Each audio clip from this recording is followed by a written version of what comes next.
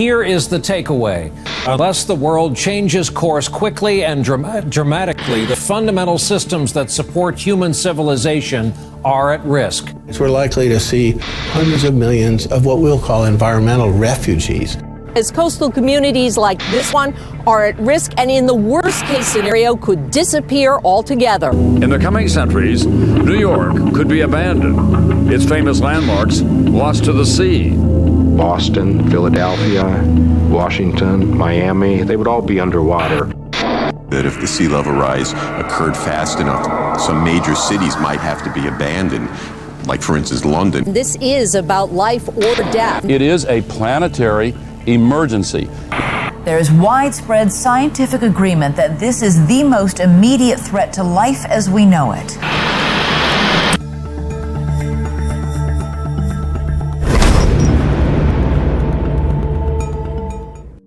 Do you ever wonder how global warming became such an enormous crisis? Does it demand an immediate solution? Hi, I'm Mark Morano, and I certainly don't want to see parts of planet Earth submerged beneath the oceans or destroyed by horrific weather events. And I don't imagine you do either. But it all does seem a bit rushed, doesn't it? We repeatedly hear that the time for debate is past. The debate is over. Or so we're told. 97 agree that climate change is real. Yeah, we've heard that too.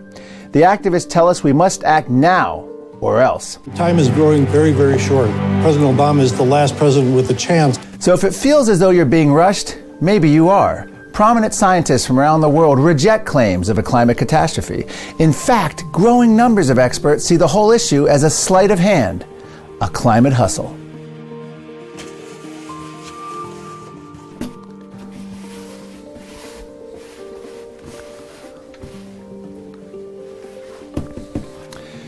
This is the con game known as three-card Monty.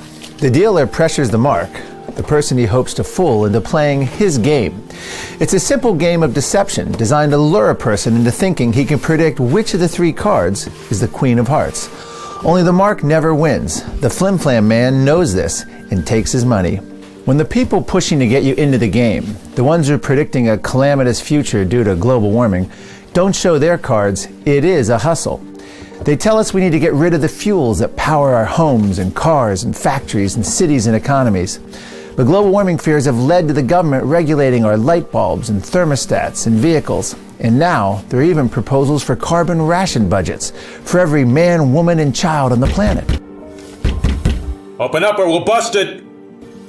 Energy Police, we're here to check out your power consumption. Oh, look at this, a microwave! Hey, plasma TV.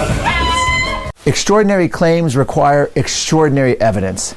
Yet climate activists claim the debate is over, that no scientists disagree, and that we face a certain calamity unless we act now before it's too late. These are the hallmarks of a hustle.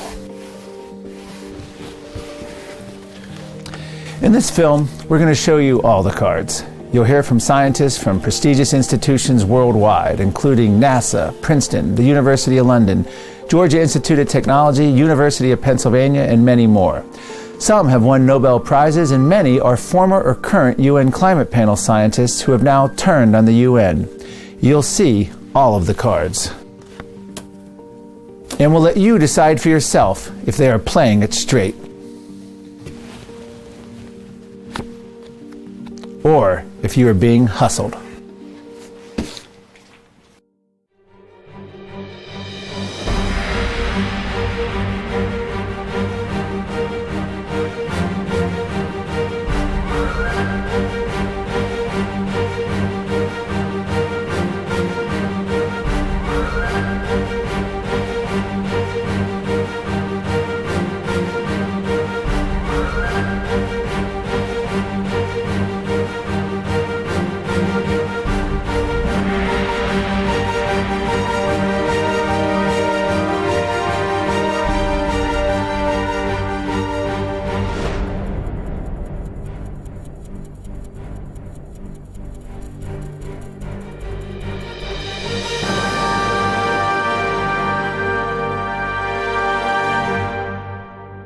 Global warming has many claims, but one of the most persistent is that 97% of scientists all agree.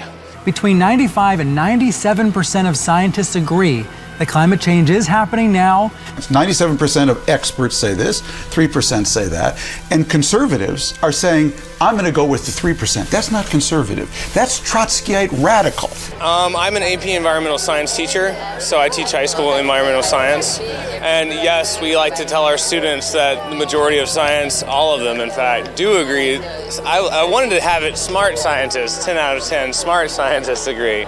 If we'd had this interview, Mark, 10 years ago, I would have said, I've never thought about climate. I assume all the scientists who are reporting and telling the President and the Prime Minister of England are right. I didn't have any reason not to accept the judgment of my colleagues.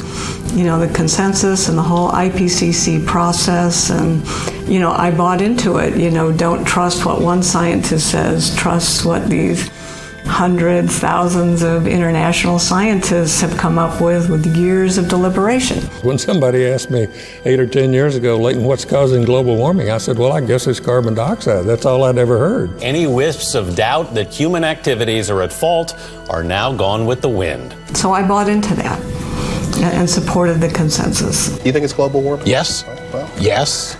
Do you, James? Yeah. We're unanimous. We all think it's global warming. Science does not function by consensus, and most certainly not by politically driven consensus. In fact, the history of consensus in science is terrible. From Galileo right the way through the beginning of the 20th century, when 95% of scientists, for goodness sake, believed in eugenics. Science has to, by its very nature, be skeptical. So basically what you get is you get hundreds of scientists that just repeat what they've heard. You know, in the medical community, it might have been years ago, you know, all medical experts, all doctors agreed that stomach ulcers were caused by, you know, stress and spicy food. Professor William Schlesinger, who served as a UN climate panel lead author, freely admits that very few UN scientists are climate experts.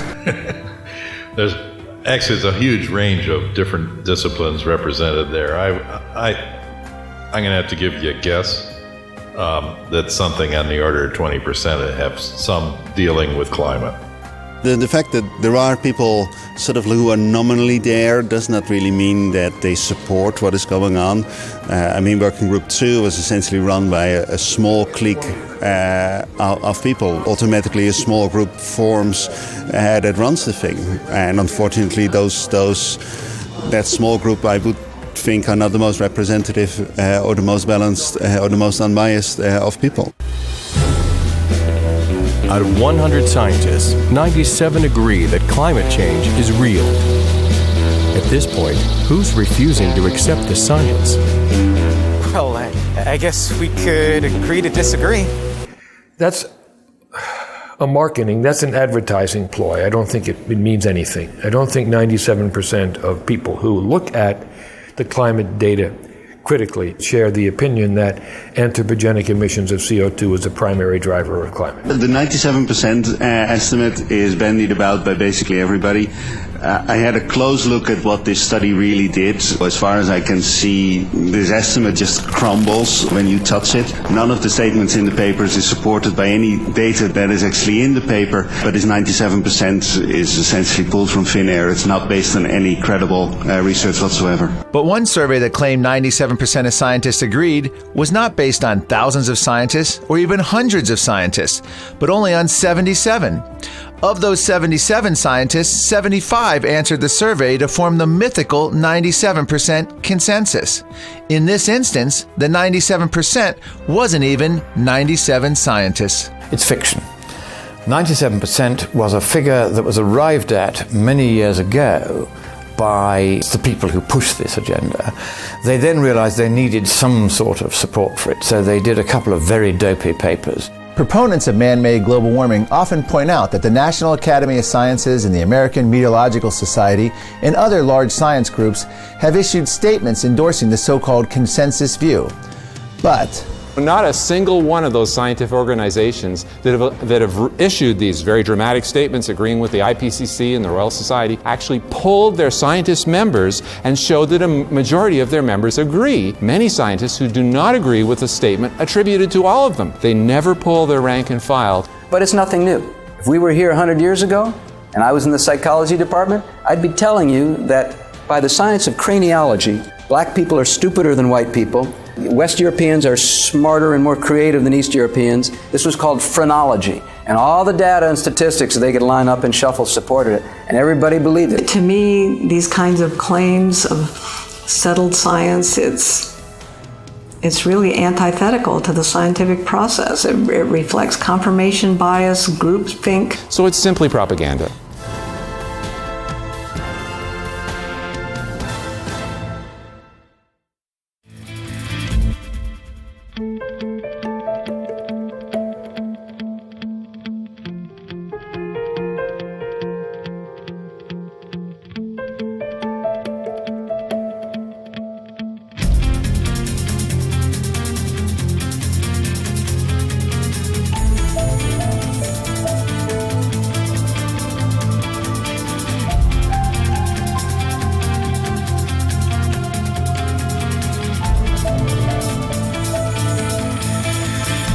The man-made global warming narrative says the evidence is all in, and mankind is responsible for a climate calamity. So let's first take a look at some of the scientific claims backing up the alleged climate crisis. Increased amounts of greenhouse gases in the atmosphere mean more heat is trapped, warming the Earth. Most scientists agree that rising temperatures are caused by an increase of greenhouse gases in the atmosphere, primarily carbon dioxide, fueled by mankind's consumption of fossil fuels.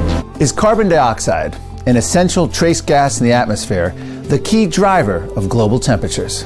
The CO2 we are putting into the atmosphere right now is going to add to warming for decades into the future. So you can get to a situation where the oceans will begin to boil.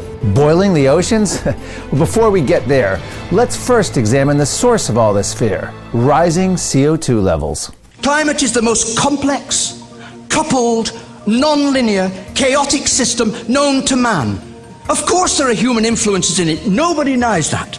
But what outcome will they get by fiddling with one variable at the margins? I'm sorry, it's scientific nonsense. The climate system is extremely complex. It's virtually impossible to think of doing an experiment where we'd be able to tweeze out the impact of CO2 versus the hundreds of other variables at work. Because we've only been shining our flashlight on one thing, that's the human, carbon dioxide and aerosols, we've been neglecting a whole lot of other things, like the sun's influence on climate. Is carbon dioxide the control knob? I don't see anything in the long-term geologic record to support that conclusion. CO2 is one of many, many, many variables that influence the Earth's temperature. Dr. Robert Giegenkek chaired the Department of Earth and Environmental Science at the University of Pennsylvania. Are you afraid of rising CO2 concentration? No, I'm not. CO2 is not the villain that has been portrayed. CO2 is a greenhouse gas. It does trap some heat, but its ability to trap more heat declines logarithmically. This cube represents man-made CO2, a greenhouse gas. Although it can build up in the atmosphere, it's only 3.5% of all the CO2 emitted each year. The rest is natural. Water vapor makes up 95% of all greenhouse gases in the atmosphere. Greenhouse gases make up only 2% of the total atmosphere. So is that one cube of man-made CO2 driving the climate? Putting a price tag on each ton of CO2 poison, CO2 is not a pollutant. It's not a poison, and we should not corrupt the English language by depriving pollutant and poison of their original meaning. We're really in a CO2 famine now. Most of the time it's at least 1,000, and it's been quite a bit higher than that. The Earth was just fine in those times. The fact that there was both higher temperatures and an ice age at a time when CO2 was 10 times higher than today fundamentally contradicts the certainty CO2 emissions are the main cause of climate change. Water is the most important greenhouse gas by far. I'm impressed by the fact that the present climate, from the perspective of a geologist, is very close to the coldest it's ever been. The concentration of CO2 in the atmosphere today is close to the lowest it's ever been. We are currently living on a carbon dioxide-starved planet, and were we to double carbon dioxide in the atmosphere, which is the figure everybody fears, that would be a small step back towards restoring the amount of carbon dioxide in the atmosphere. You can't use carbon dioxide to control the climate. The plants are growing more robustly, food crops, the trees, the forests. Earth has been getting greener and greener and greener. We're just fertilizing the plants. So the idea that doubling carbon dioxide is going to be environmentally catastrophic, it's not even wrong. It's just a silly idea. We're not dealing with a scientific issue. We haven't been dealing with a scientific issue now for 15 years. We're dealing with a determined political issue. It's a campaign cause. Here's what the temperature has been on our Earth.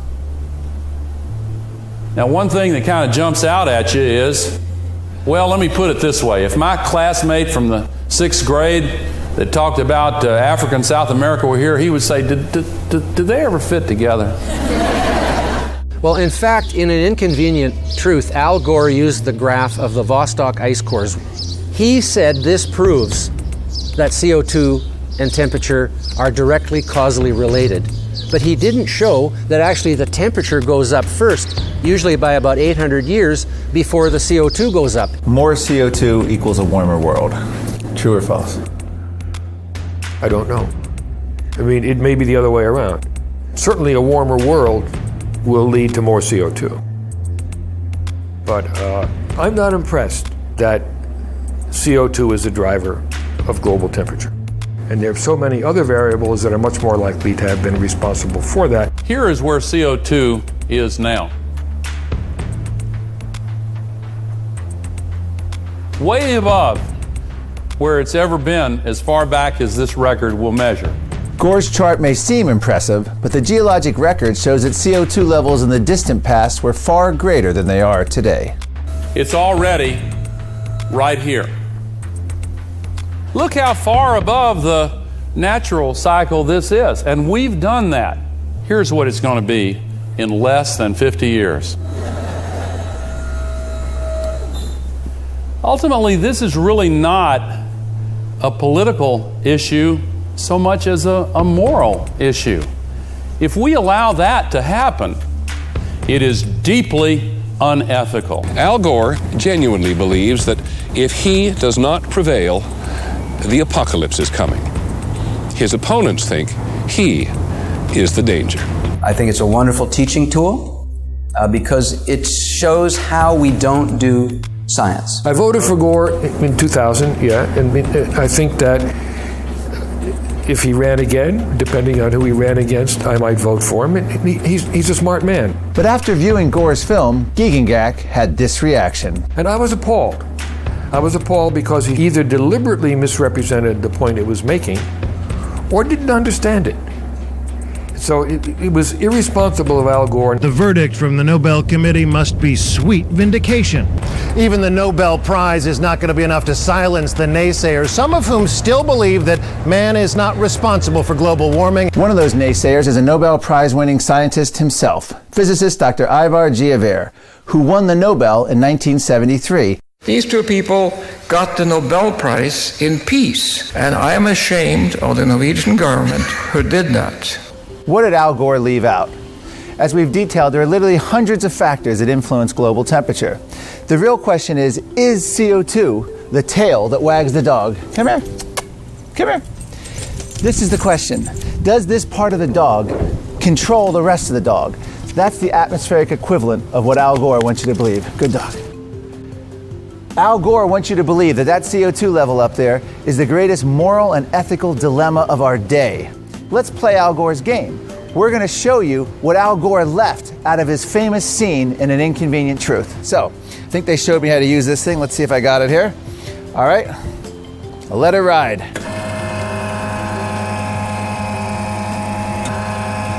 All right, steady. Thank you. Here we are. This is the CO2 level Al Gore wants you to be alarmed at. 400 parts per million. This, according to scientists, means the Earth is currently in a CO2 famine, geologically speaking. Al Gore didn't mention that. I'll take you up to that CO2 level.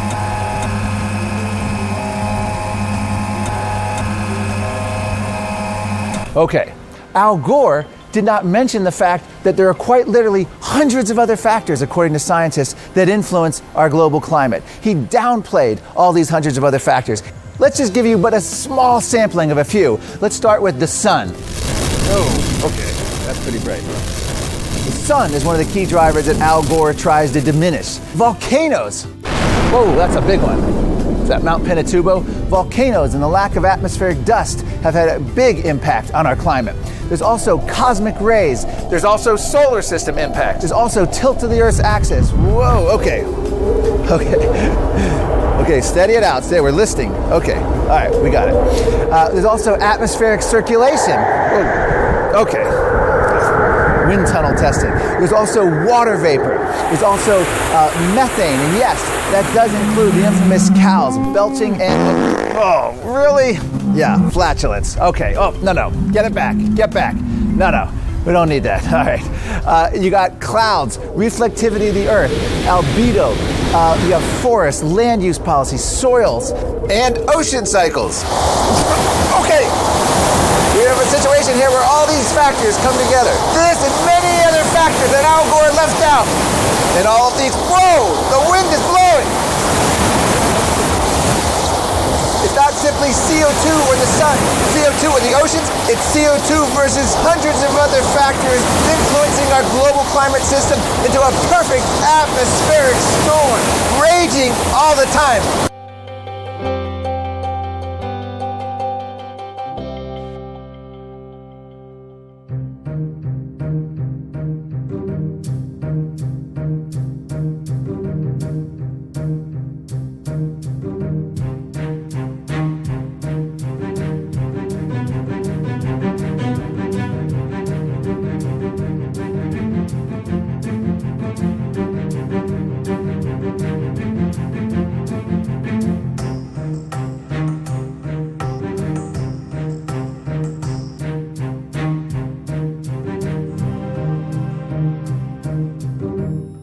So by overemphasizing the role of CO2 and underestimating the role of many other factors, the whole argument of whether or not the world is heading toward an environmental disaster gets pretty skewed. But how has the alleged climate consensus changed over time? After all, concern about the weather has been around for a long time. Well before fossil fuels caused global warming, everyone was worried about, well, a coming ice age. Climate experts believe the next ice age is on its way. If we are unprepared for the next advance, the result could be hunger and death on a scale unprecedented in all of history. What scientists are telling us now is that the threat of an ice age is not as remote as they once thought. During the lifetime of our grandchildren, Arctic cold and perpetual snow could turn most of the inhabitable portions of our planet into a polar desert. British professor Hubert Lamb says that a new ice age is creeping over the northern hemisphere. In his comment tonight, Howard K. Smith talks about the weather and suggests that we better do something about it. Howard? We are over ready for a return of the ice. Experts like Reeve Bryson, the head of the biggest meteorological department in the world in Wisconsin, believe that since 1945, that has been in progress. We're returning to an ice age. The argument that we face some long, cold years is pretty convincing. The 1970s global cooling scare was widespread. Before fossil fuels caused global warming, fossil fuels caused global cooling.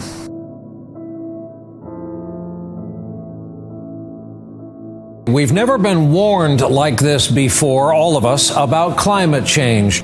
I remember when I was a small boy, say 60 years ago, snows were frequent and deep every winter. A change in our climate is taking place. Snows are less frequent and less deep. Thomas Jefferson said that. A considerable change of climate must have taken place in the polar regions. The Greenland seas have been covered in ice, which in the last 2 years entirely disappeared. This was reported by the president of the UK Royal Society. No, not the current president, but Sir Joseph Banks, president in 1817. Here's a more recent quote. There are ominous signs that the Earth's weather patterns have begun to change dramatically, with serious political implications for just about every nation on Earth. This was from Newsweek magazine in 1975, but it wasn't about global warming, it was a warning of global cooling. 1988 was the year the UN formed its climate panel, the IPCC.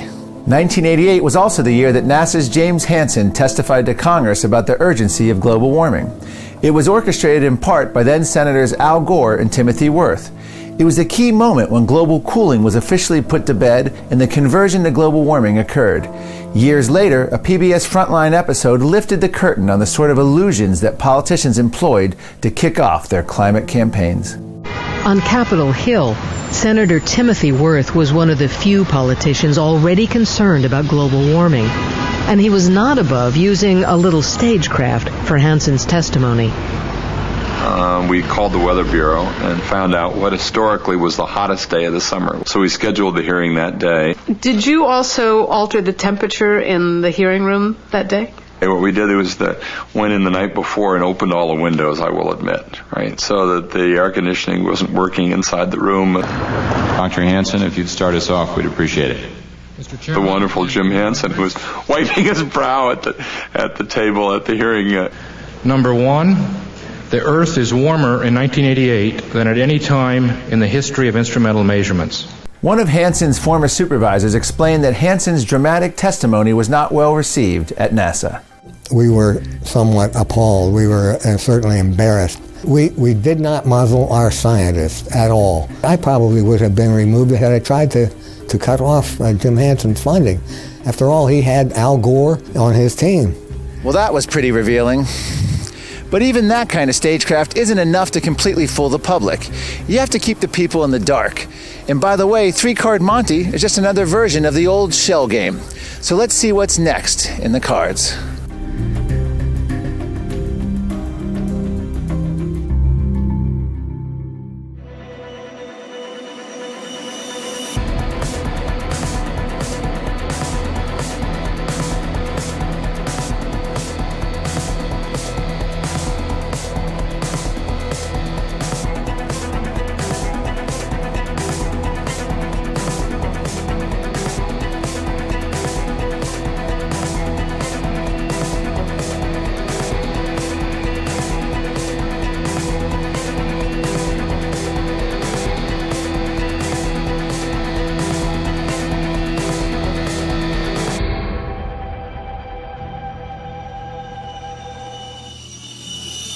It's clear that the Arctic sea ice is beginning to recede very rapidly. We saw Arctic sea ice diminish to the lowest level we've ever seen. Already, polar bears are starving as the ice they hunt on vanishes, along with the seals they eat.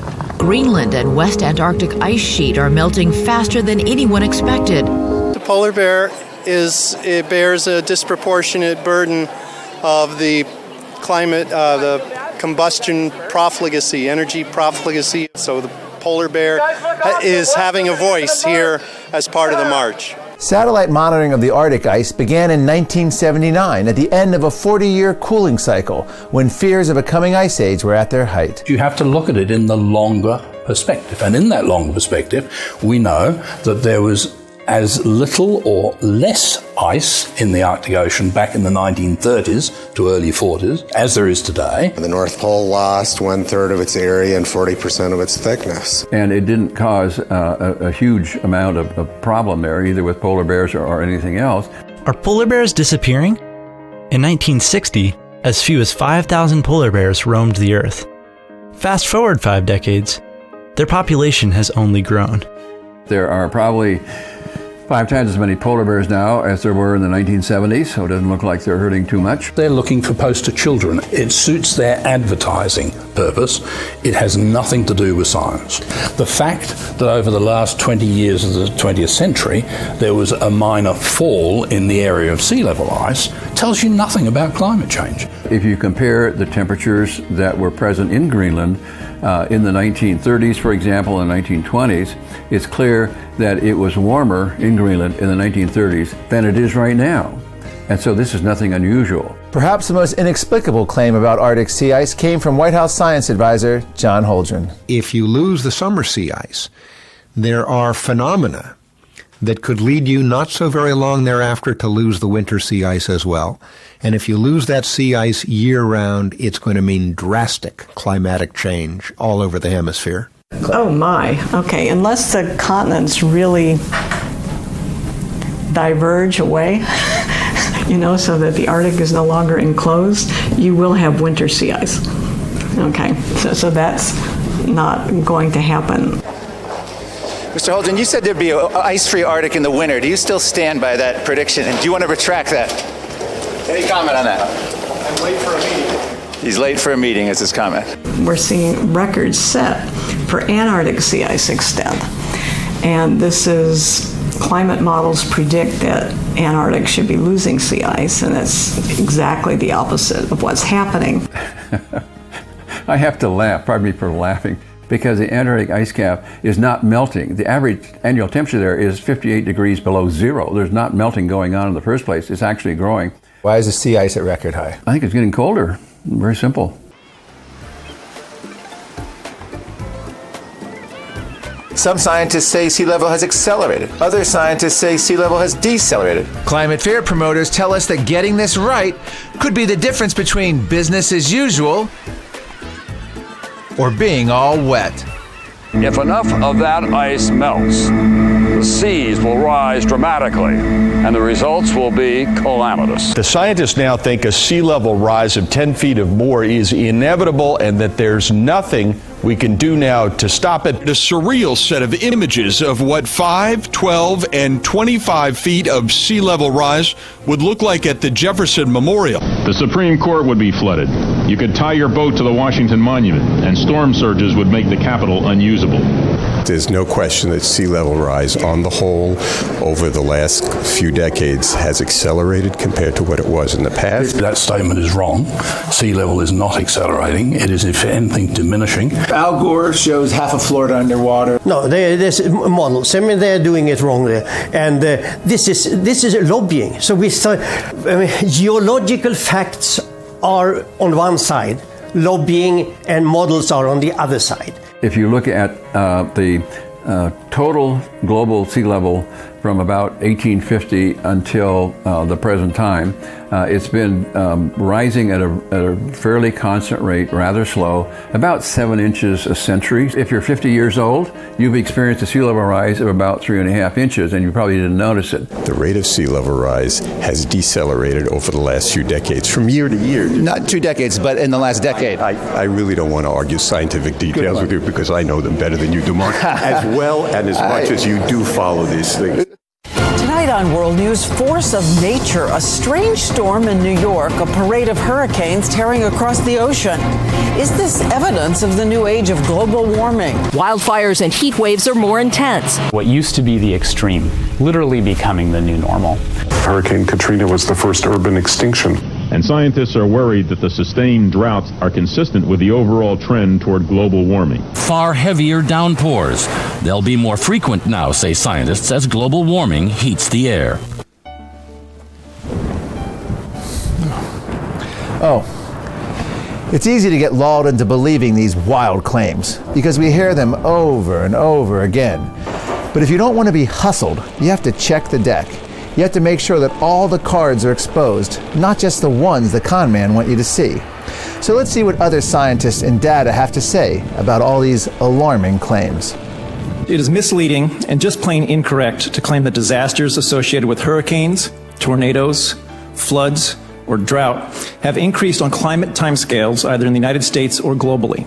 All of the indicators of extreme weather are absent. It's not a theoretical issue what the weather would be like below 350 parts per million CO2 because until the year 1988, the CO2 was below 350 parts per million. So if you look through the historical record, you see that the weather was just as bad or possibly worse below 350 ppm. It is further incorrect to associate the increasing costs of disasters with the emission of greenhouse gases. Some activists, politicians, journalists, corporate and government agency representatives, and even scientists who should know better have made claims that are just unsupportable based on evidence and research. The more powerful hurricanes are mainly due to man-made global warming. Typhoons and hurricanes are getting stronger. Hurricanes have not increased in the U.S. in frequency, intensity, or normalized damage since at least 1900.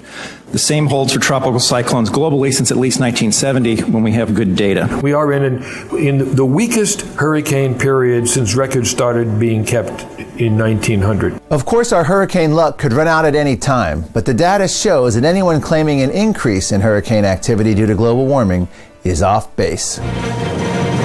The forecast from hell.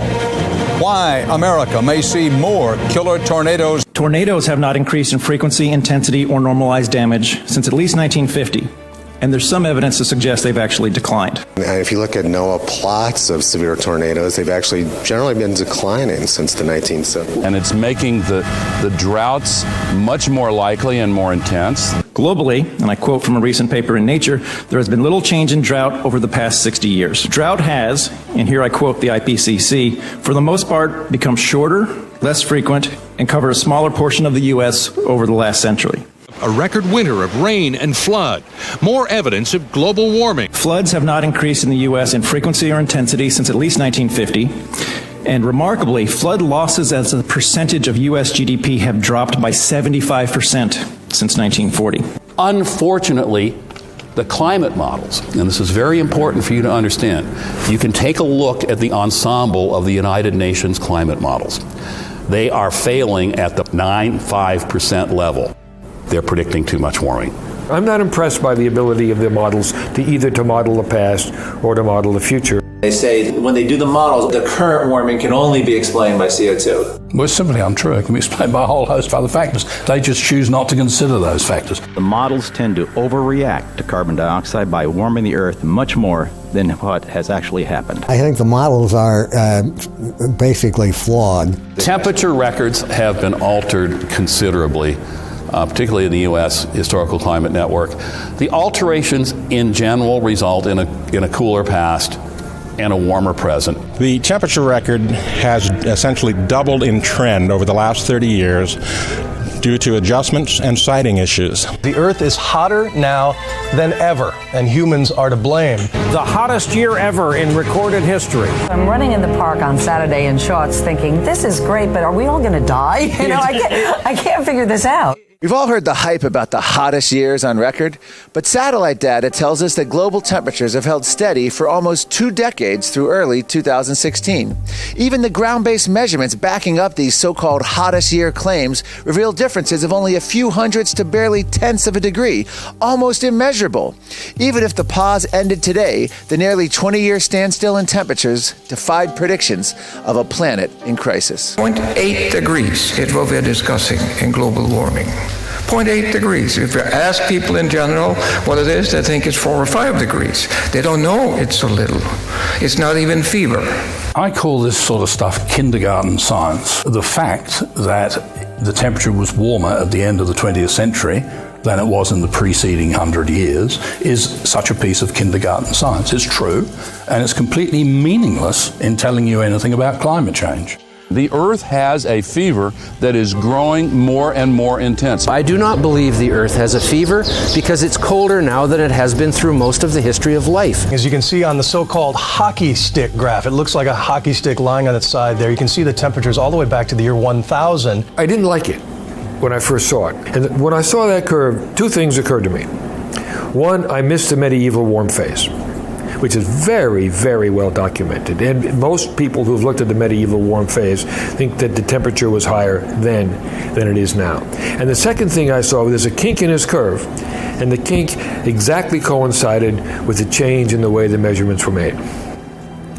And that should raise the suspicion of any scientist. There hasn't really been any statistically significant warming since 1998. Okay. This is in spite of 25% of the anthropogenic carbon dioxide has been put in the atmosphere since 1998. You've had a long period with no warming, and now accounting for more than half the satellite record. So this is the big mystery, and it's exactly, until we have a good answer for that, I say we don't have any particular confidence in attributing the warming of the last quarter of the 20th century. I don't feel the need to explain the halt in warming because there's so many unknowns and there's so many variables in the climate system, I could attribute it to almost anything. The only people who feel a need to explain that is the ones who have gone out on a limb and insisted that CO2 is a controlling factor. So this pause is now, statistically speaking, significant. It's now something they can't just brush aside. They can't just say it's happened before. They can't just say it's what they expected. They didn't.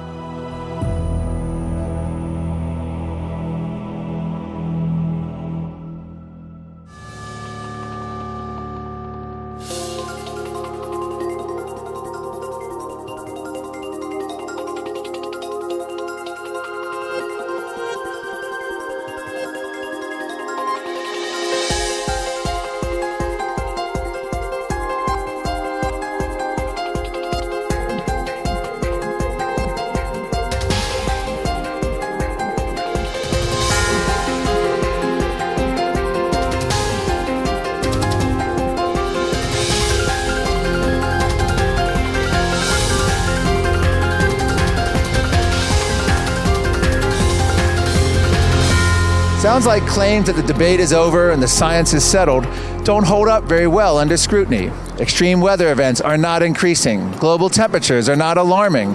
Polar bears and ice caps are doing okay. But all good conmen know that the confidence game falls apart if you have time to slow down, take your time, check the details carefully. That's why they must insist time is short, that action must be taken immediately to avoid a bigger problem. We saw this with the Y2K scare. We also must be ready for the 21st century from its very first moment by solving the so-called Y2K computer problem. Now,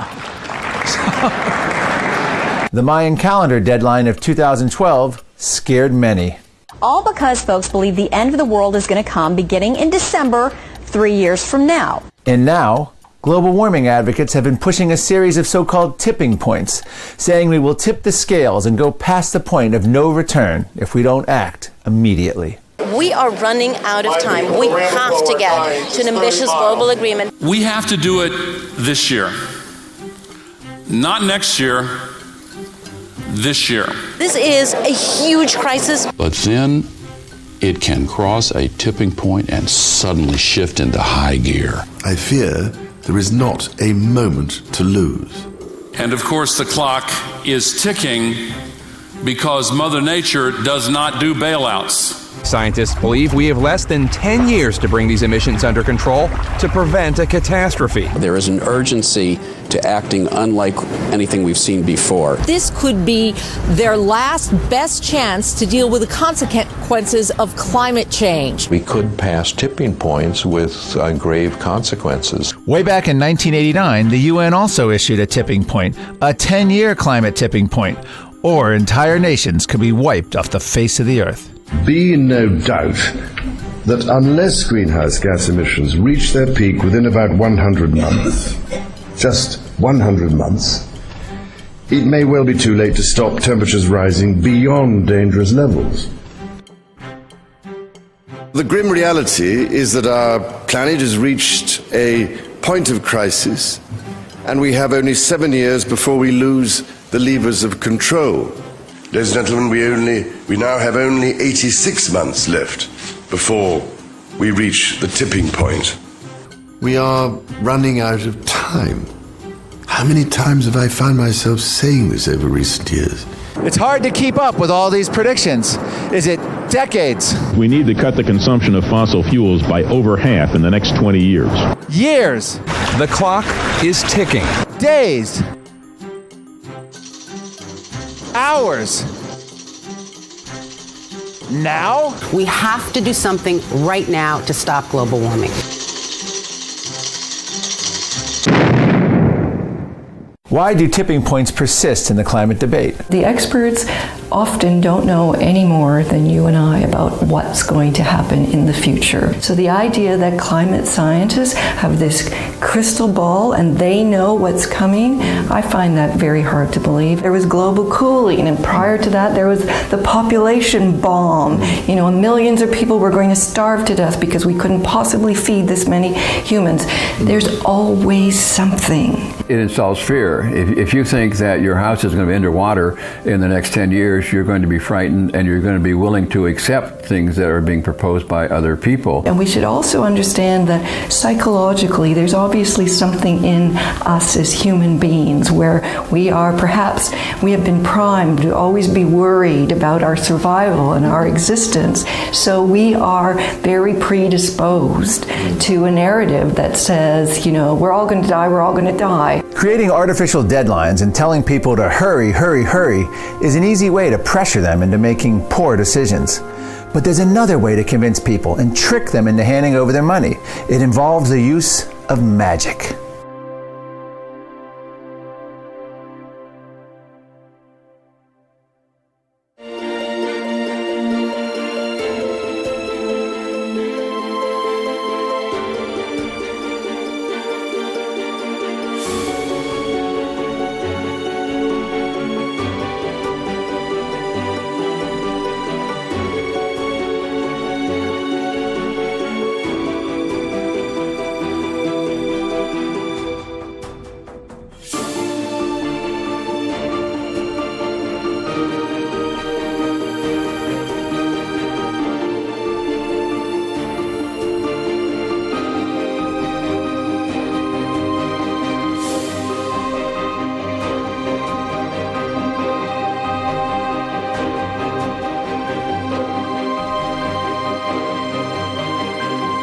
Can man pass legislation through the EPA, the United Nations, Congress, and change and alter the weather, the global temperature, the path and frequency, intensity of storms?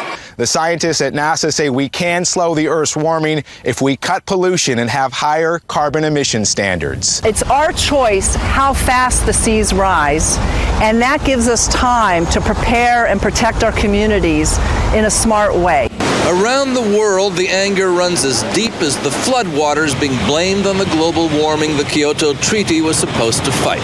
Carbon could cost us the planet. What impact would the EPA regulations have on the climate, though? Very, very positive. This was the moment when the rise of the oceans began to slow and our planet began to heal. Climate change is not a hoax.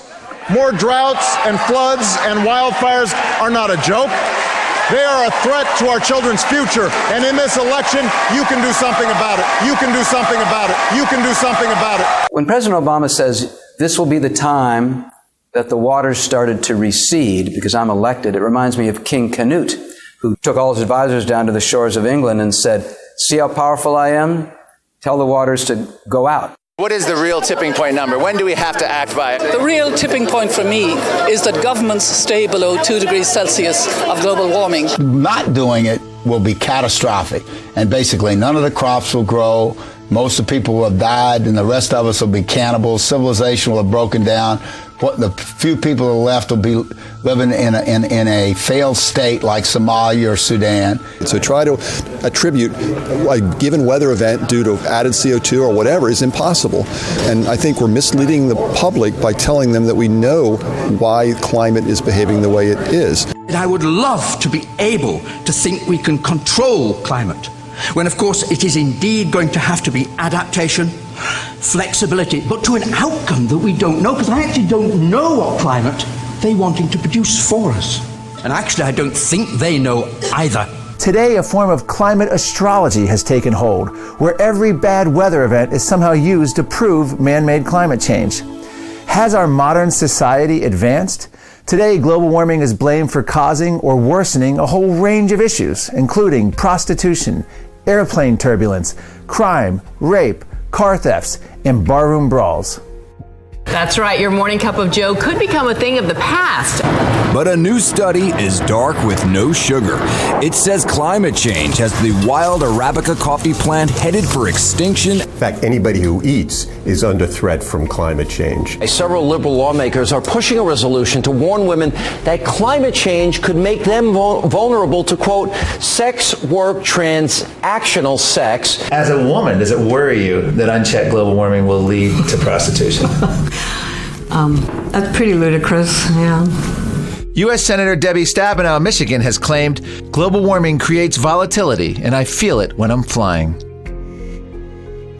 I don't know who's paying for these studies or who, where do these people get their salaries? I mean, this stuff is so ludicrous, but there's this whole cottage industry. Will a carbon tax prevent airline turbulence? Changes in disease trajectories, all kinds of implications that we can't even fully fathom. Global warming is even affecting the dead.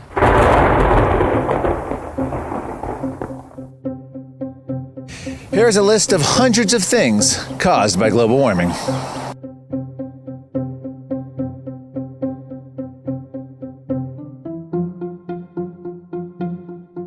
Sacrifice to prevent climate change is now being proposed. When you see that charge in the wall, you have to now say, okay, that's contributing to global warming pollution. I have to pull that charger out of the wall. In 2010, the Japanese government told its citizens to go to bed 1 hour earlier in order to fight climate change. Are we under siege from nature? Is the planet angry? We've been taking Earth for granted. Now I guess it's paying us back. Witches were once blamed for bad weather and crop failures. The severe conditions and climate brought about crop failure, starvation, disease, death, and social unrest. Dr. Sally Baliunas of the Harvard-Smithsonian Center for Astrophysics explained how the severe conditions of the Little Ice Age in the Middle Ages created a perfect atmosphere for witchcraft trials. They said for 100 years, such a storm had not been seen. The storm was deemed so unusual in this period of superstition that it had to be unnatural. It had to be supernatural. Every night on the news now practically is like a nature hike through the book of Revelation. Legal philosopher Jean Baudin in 1580 noted that witchcraft was the most terrible problem facing humankind. Again, a very modern note. No challenge poses a greater threat to future generations than climate change. Now, there were skeptics who stood up, but they were often accused of, or threatened to be accused of, sorcery to squash any debate. When I tell environmental activists that global warming itself is not something to be concerned about, environmental activists attack me. Any feeble notes of humane skepticism had to be wrenched out of society. They shun me and they do not allow me to have my materials published in their various magazines and so on. Any country which tolerates these skeptics will be struck by plagues, famines, and wars. And many other superstitions were common in other cultures. In 1450, Aztec priests encouraged people to sacrifice blood to the gods to end severe drought that decimated corn crops. They ended up sacrificing thousands of people in a few weeks. In 1846 in Australia, Aborigines blamed the bad climate on the introduction of the white man in Australia. In 1933, Syria banned the yo-yo because they thought it caused drought. During the 1940s, some blamed World War II for causing weather extremes. Global warming, climate change, global climate disruption, global weirding. It's been called many names. Global weirding, that's really what we're going to face. What actually happens in climate change is that the weather gets weird. The hots get hotter, the dries get drier and longer and wider. The rains get heavier, the snows get thicker. The weather gets weird. The continued identification of every severe weather event or forest fire or whatever with global warming hasn't stopped, even though the IPCC itself found very little linkage between human-caused global warming and these extreme weather events. That doesn't seem to stop the advocates who are continuing to use science in a misleading way. In 2000, global warming activist Michael Oppenheimer told the New York Times that he bought a sled for his daughter, but it's been sitting in the stairwell and hasn't been used. Snow is a thing of the past? Children won't know what sledding is. What did the activists say when the snow started piling up? This is global warming, even though it's freezing. Right, well, and that's why I don't like the phrase global warming. I like climate change. Yeah, it's going to get hot, but you're also going to have snow in the summer in some places. Every day we are getting new evidence of the effects of man-made climate change. Today, the Northeast Plains and lower Midwest are digging out from another round of snow and freezing rain. It's consistent with what you'd expect. The message went from global warming causes less snow to global warming causes more snow. So Boston, as of this point, is in its number 2 snowiest winter. Is this all part of climate change? I think it is. More snow, less snow, forest fires increase, forest fires decrease, malaria increase, malaria decrease, more fog, less fog. Winter's warmer, winter's colder. So no matter the outcome, they can claim they predicted it. I tried to ask Oppenheimer about his sled comment in 2000, given that this is the snowiest decade ever recorded for the U.S. East Coast, according to meteorologist Joe DeLeo. But my interview with Oppenheimer was unexpectedly cut short. 2000 New York Times, you mentioned you bought your daughter a sled, but she hadn't been able to use it. And then, of course, now we're in Dr. Oppenheimer has to testify in his Yes, he does. Okay. Prepare. All right, well, thank you. Perhaps next time we can ask Oppenheimer about his daughter's sled. And just where is global warming hitting the hardest? Scientists called it ground zero for climate change. Behind us is really ground zero. We're ground zero for climate change. Florida is ground zero. I've noticed in my driving now that I'm seeing armadillos, places where I've never seen them before, much farther north than I've ever seen them in the past. Now let's go back, and the same ABC News is touting the little armadillo as proof, yes, you guessed it, of global cooling. The signs of cooling have already begun. They began about 1945. Homely things like the flight of the heat-loving armadillo from Nebraska to Mexico. The armadillo holds a distinction of being used as evidence of global cooling in the 1970s, and now is being used as evidence of global warming. Throughout history, the sun, the moon, the planets, and the stars were often considered magical. Almost anything could be blamed on the skies above. Today, it seems like almost anything can be blamed on climate change. Bad coffee crops, armadillos migrating north or south, tornadoes, mummies decaying too fast. These are the new measures of global warming.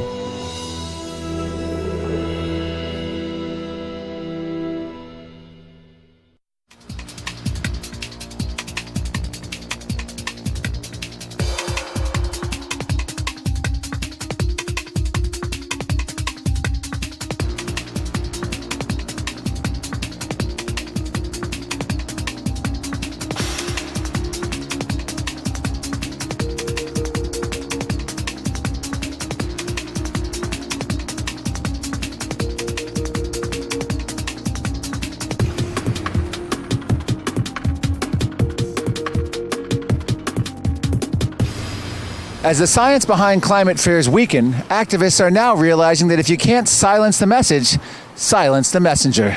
Now Hansen has gone even further, calling for the CEOs of fossil fuel companies to be tried for crimes against humanity. They should be blamed because they have supported misinformation to the public. Do I think they should be in jail? I think they should be enjoying 3 hots and a cot at The Hague with all the other war criminals. I think it's treason. I wish that there were a law you could punish them under. Every time you address the Holocaust, you don't bring somebody in that says it didn't happen. There were people saying, don't worry, Hitler is not real.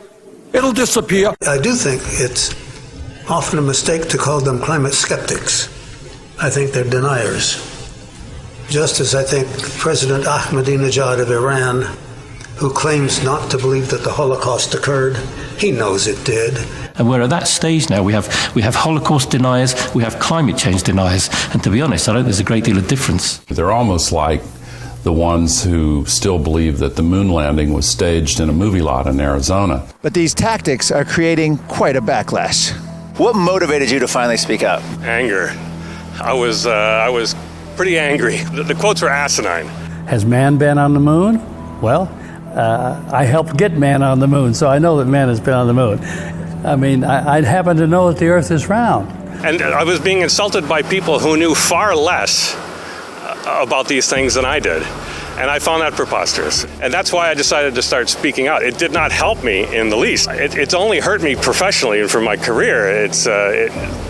But you can't sit back and take that kind of thing. Either they ignore you or they ridicule you, and that's not the scientific method. And so this hate speech, which is the one thing the climate left knows how to do, is backfiring badly on them now. Far from being scared off, more and more prominent scientists are re-examining the evidence about man-made global warming and are reversing their views, many of them politically left.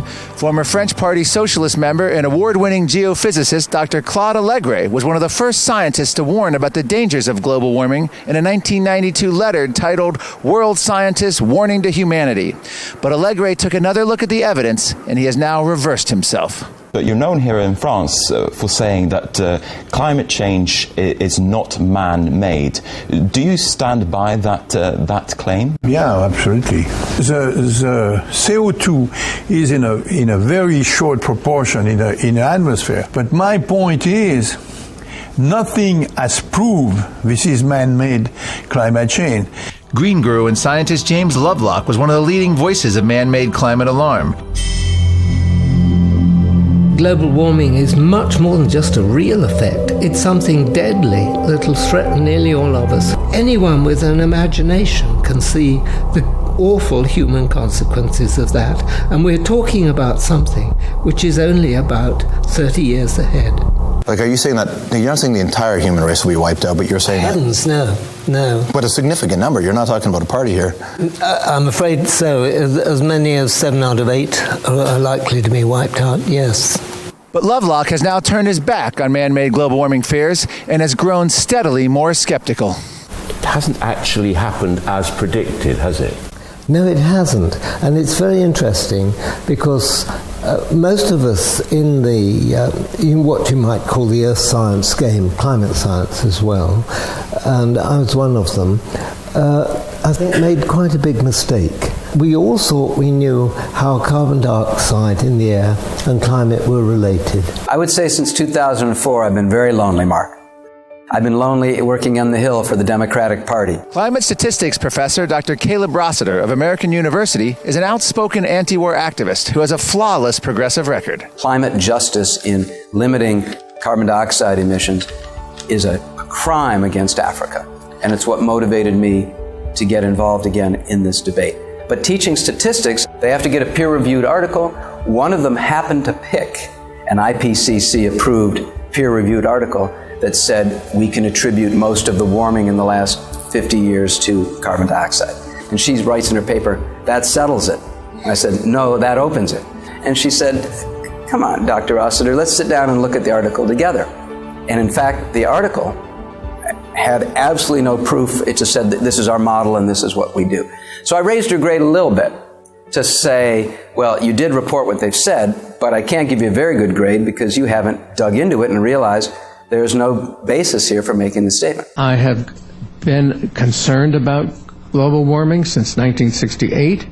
And in the 1980s, it looked like the weight of evidence lent towards human-induced to a significant extent, and since then, it's moved against it. The evidence has switched from the mid-1980s to now. It's a much weaker case that there's human-induced significant global warming. Even if all the climate models were true, climate change is not an existential threat. We've been through much, much worse than climate can throw at us. Dr. Richard Toll is a lead author for the UN Climate Panel and a professor at the UK's University of Sussex. Toll had his name removed from the IPCC Summary for Policymakers report in 2014 due to what he considered distortions of science. There's a lot of people who did not volunteer knowing full well what the IPCC is like. So it's not an open process at all. My position on this has evolved over time.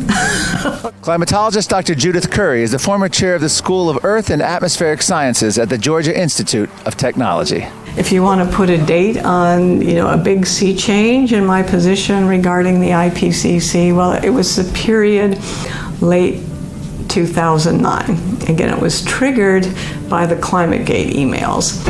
A scandal called ClimateGate. A scandal involving some stolen emails. The language in the emails suggests these scientists manipulated their findings. I was extremely concerned by those. I thought it did not reflect the kind of behavior, all sorts of things that I was concerned about. Trying to keep data away from people who are trying to get the data. I mean, to me, that was,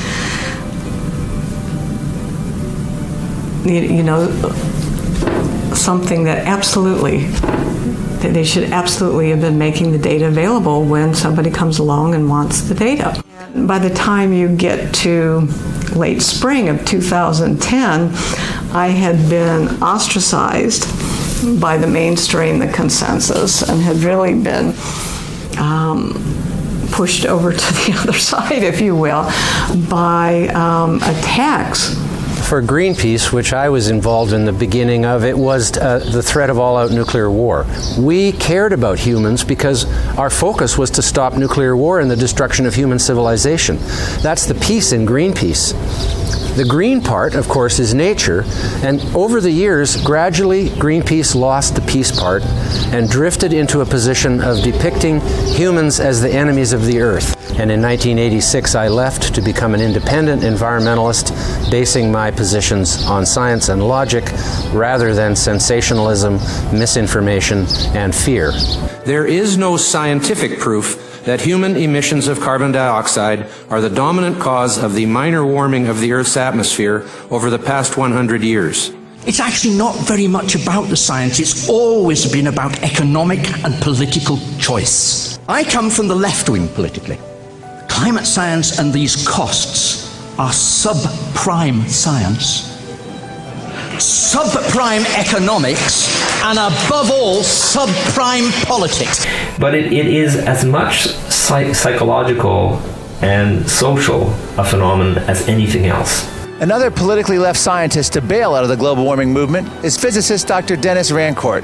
Rancourt is a former professor and environmental science researcher at the University of Ottawa. If you want to be an environmentalist, if you're really concerned about saving the boreal forest and habitat destruction and so on, then fight against habitat destruction.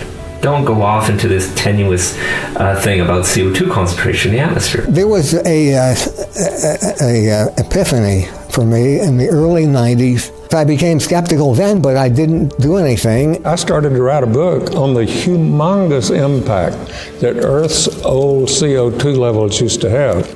After about 4 months, I said, Leighton, you are the dumbest researcher on Earth. You're not finding any evidence of the humongous impact that CO2 had on Earth's old climate because the correlations weren't that good. I think it's a damn catastrophe that people are being misled on this issue. Let's give this global warming nonsense its Waterloo tonight. I recently was contacted by somebody out of the blue who said, I've seen the attacks on you. You know, they say you claim to be a member of the House of Lords when you're not. And they said, we can see from the hysterical tone of what is being said that these people are not right, and that was our first clue that you were right. Dr. Ivar Giaever is a Nobel Prize-winning physicist who was one of President Obama's key scientific supporters in 2008. But a few years later, Giaever publicly announced his dissent on man-made global warming. I don't see that the CO2 is the cause of all this problem. I resigned from the American Physical Society because this statement, energy is incontrovertible. That's a religion. That's a religious statement. Climate has become a new religion, and that people who disagree would be treated as heretics. The title was Climate Heretic Judith Curry Turns on Her Colleagues. And so I responded with a rather blistering blog post, and the punchline of that is that if IPCC is dogma, then count me in as a heretic. And I was sort of booted out of the tribe, if you will. When my think tank announced that they were going to start a climate divestment campaign, I wrote a very long memo back to the director explaining why I thought this was a terrible idea. We need to stop and look at the data. I want to have a debate with the staff and the board. And he said, no, we know your views, Caleb. So it was because I could not reach the board and them directly that I wrote the piece for the Wall Street Journal. 2 days later, I was handed my walking papers from a 23-year association with that think tank. They felt it was best that I be terminated because my views on African development and climate change and climate justice were divergent from theirs. So I'm willing to express my opinions and have them come out. This is the first time I've expressed an opinion that was alien to the left. It is a convergence of interests, of powerful elites, including the media, who want sensation, the environmental movement, who want donations, the politicians who want to appear to be saving the world, the businesses who want to look green, the academics and universities that want public money for grants to study this.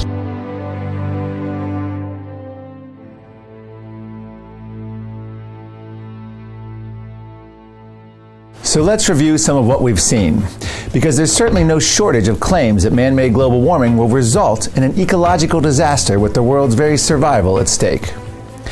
The evidence for this claim is severely lacking. By virtually every measure, from global temperatures and climate model predictions to polar bears, sea level rise, and extreme weather events, the claims of climate fear promoters are either falling short or going in the opposite direction. Then there's the claim that rising levels of carbon dioxide are a major threat facing humanity. Scientists point to geological data that shows CO2 and temperature are not in lockstep, and CO2 is drowned out by many, many other variables. We've even looked back and forth at the history of climate change claims. We've seen scientific consensus move from a coming ice age to a boiling planet, and we've discovered that throughout history, concerns about the weather have been used to generate fear and manipulate the public. We've examined the claims that an overwhelming scientific consensus exists for man-made global warming, the oft-repeated notion that 97% of scientists agree. We've shown that this alleged consensus is merely an illusion, carefully crafted by what amounts to an ideological effort to promote global warming fears in their so-called solutions. And we've shown that an increasing number of prestigious scientists are re-examining the evidence and are challenging the climate claims being put forth by the United Nations, Al Gore, and climate activists, and being hyped by the mainstream media. We've seen a lot, but we've not seen all the cards just yet, because there's still one more deck. One more deck to explain much of what's behind the global warming movement. In our next film, we will complete the picture of the climate change grand narrative and the agenda behind it. Outrage growing over the co-chair of a UN climate change panel saying this: one must say clearly that we redistribute the world's wealth by climate policy. One of the ways it will drive the change is through global governance and global agreements. We will look at the financing of the climate establishment and the big green movement behind it. It is absolutely true that the money available for global warming statements and research is driving academia right now, and people line up to get it. The Sierra Club took $26 million from natural gas, and Michael has the audacity to try to imply that skeptics are fossil fuel funded. You also had a financial interest, given that $250,000 came from Hollywood, Barbara Streisand, to fund you. We will expose the hypocrisy of many of the politicians, Hollywood celebrities, and other top climate campaigners. For instance, did you know that just air drying your clothes for 6 months per person saves 700 pounds of carbon dioxide? People criticize Leonardo DiCaprio, who's made comments like, I'll fly around the world to fight global warming. They'll criticize Al Gore because of their carbon footprints and lifestyle. Yeah. Does that take away? Are they the best spokesmen? My brother, that is such a... That's the obligatory question. Yeah, that's a question that you shouldn't be asking here today, because that defies the spirit of what this is about. So, anyone who attacks Leonardo DiCaprio is either a coward or an ideologue. We'll look at how kids are being fed climate fears from a very young age. Global warming. 30 years? That won't affect me. Please help the world. Like getting your dad to insulate the loft, or taking your next holiday by train instead of flying, or buying energy-saving light bulbs. Now, no pressure at all, but it'd be great to get a sense of how many of you might do this, just a rough percentage. That's fantastic! And those not? Philip and Tracy. That's fine, that's absolutely fine. Your own choice. Okay, class, thank you so much for today. Oh, just before you go, I just need to press this little button here. Now, everybody, please remember to read chapters 5 and 6 on volcanoes and glaciation. We will look at some of the, odd solutions to global warming. Maybe things like hygiene, where we've now normalised showering every day, sometimes twice a day. That means we have to change our clothes every day. They've called for, quote, radical and immediate degrowth strategies in the U.S. We need, radical, almost overnight change. The only way to stop runaway climate change is to terminate industrial civilization. And some other solutions that are just plain terrifying. You're not endorsing dismantling physically a violation of the law or any kind of eco-terrorism, are you? It depends on the circumstances. So that's not out. It's a possibility. Means necessary, we mean by any means necessary. Okay. We would support it. I call this human engineering. And what it involves is the biomedical modification of human beings. We can make humans smaller. So reducing the average height in the US by just 15 centimeters, for example, would mean a mass reduction of 23% for men and 25% for women, with a corresponding reduction of the metabolic weight of 15 to 18%. Obviously, less people would exert less pressure on the natural resources. And making fertility management ubiquitously available. Because we are already exceeding the planetary carrying capacity. Africa is projected to have more people than China or India by mid-century, more than China and India combined by the end of the century. And this is one of the causal factors that must be addressed. We will reveal how new global warming-based energy restrictions are leading the world into energy poverty. And finally, we'll take a detailed look at how the so-called climate change solutions will not only impact the world's economic health, but will have devastating impacts on the world's poor who struggle to survive without running water or electricity. There's over 1 billion people in this world with no electricity. The effort to fight global warming by reducing CO2 emissions, by reducing our use of fossil fuels, harms the poor around the world more than anybody else. We're being asked to spend $50 billion a year to have no impact on global climate. That, I think, is unconscionable morally. Thanks for watching, and I look forward to seeing you for our next film. This is Mark Morano, and I hope you will start asking hard questions and examining the evidence about global warming fears for yourself.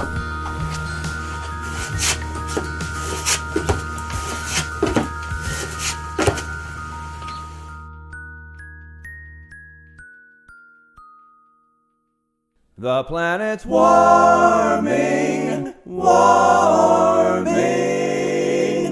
That's what they'd have you believe. There's panic in the streets causing quite a sensation. A message being preached by the United Nations that the polar cap is melting like it's covered with salt. And then they'll all tell you it's America's fault. So all the so-called experts feel they should warn you. The temperature is higher in California. They say there's lots of global warming in every town. And if you believe the experts, then we're all gonna drown. But global warming is just a bunch of hot air. And I don't care.